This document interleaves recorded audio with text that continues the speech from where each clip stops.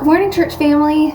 I am so excited to be sharing another devotional with you this morning. I hope that you have been staying cool out there. It's been some pretty hot days recently. I've been just going to the beach or hanging out with friends at the beach, which has just been awesome. It's good to see people again. And I hope that I get to see some of you on August 2nd when we are coming back to church to North Ave, which is just so exciting. I'm really expectant for what God's going to do on that Sunday. And so I hope that you're able to come. This morning, I want to talk about our words and how powerful our words are. Sometimes we have really good words that are uplifting and encouraging and life-giving, and sometimes we just have those words that are not so encouraging or life-giving. And I want to talk about how we should consider our words carefully. I was reading in James this week, which is one of my favorite books of the Bible, so I often come back to it, and I always learn something new or am reminded of truth. And in chapter 3, it talks about taming the tongue, and I'm just gonna go ahead and read that and then talk about what James is trying to say. And so it's chapter 3, verses 4 through 12, and it says, "Look at the ships also. They are so large and are driven by strong winds. They are guided by a very small rudder wherever the will of the pilot directs. So also the tongue is a small member, yet it boasts of great things. How great a forest is set ablaze by such a small fire, and the tongue is a fire, a word of unrighteousness. The tongue is set among our members, staining the whole body, setting on fire the entire course of life, and set on fire by hell. For every kind of beast and bird, of reptile and sea creature can be tamed and has been tamed by mankind. But no human being can tame the tongue. It is relentless evil, full of deadly poison. With it we bless our Lord and Father, and with it we curse people who are made in the likeness of God. From the same mouth come blessing and cursing. My brothers, these things ought not to be so. Does a spring pour forth from the same opening both fresh and salt water? Can a fig tree, my brothers, bear olives, or a grapevine produce figs? Neither can a salt pond yield fresh water." Those are intense verses.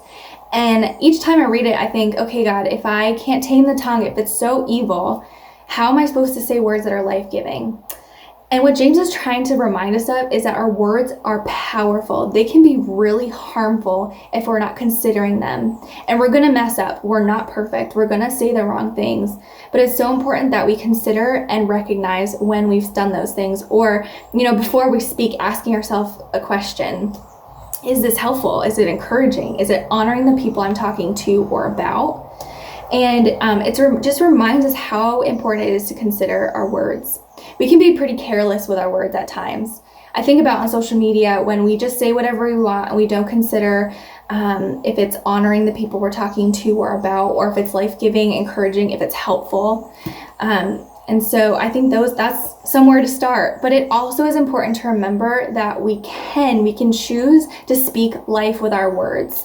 We're meant to be salt and light of this earth as believers. Our words are meant to be tasty, if you will. They're meant to add flavor to conversations, to be encouraging and kind and loving. And so I think about in verse 9 when it says, "With it we bless our Lord and Father, and with it we curse people who are made in the likeness of God." It didn't say just we curse believers. It says we curse all people. And so we need to remember that our words are meant to be kind and life-giving to all people. I hope that as a church family, we're encouraging one another, we're honoring one another with our speech, and that we're loving one another with our words. But I also hope that we're speaking life-giving words to our community of people, our neighbors, the people we live with. I hope that we're encouraging and kind to anybody we run into with our words, not just our church family. I hope we start there and do really well, but I also hope our speech is flavorful to the people around us no matter where we are or who we're with. In student ministries, I talk a lot with my girls about one question to ask themselves, and are the words I'm about to say helpful? We have a lot of reactive words we say when we're frustrated, angry, in pain, jealous, and those are the kind of words that are often not very helpful. We also ask ourselves, is the words I'm saying encouraging? Are they life-giving, kind? Do they show others that we love them? Do they reflect the character of Christ? That's a big one. But we always start with the first question, are my words helpful? And so as a church family, I want to challenge us to speak life with our words. Proverbs talks a lot about what kind of gentle words can do. In Proverbs 15:4, it says, gentle words bring life and health. Kind words are like honey, sweet to the soul and healthy for the body. That's Proverbs 16:24. And Proverbs 18:4 says, a person's word can be life-giving. Words of true wisdom are refreshing as a babbling brook. So our words can actually bring life and health. They can be good for the soul and sweet like honey, and they can be refreshing. And so we have the choice. We have the choice to speak life with our words, to be kind and loving, to reflect the character of Christ with our words. And I hope that's what we choose to do.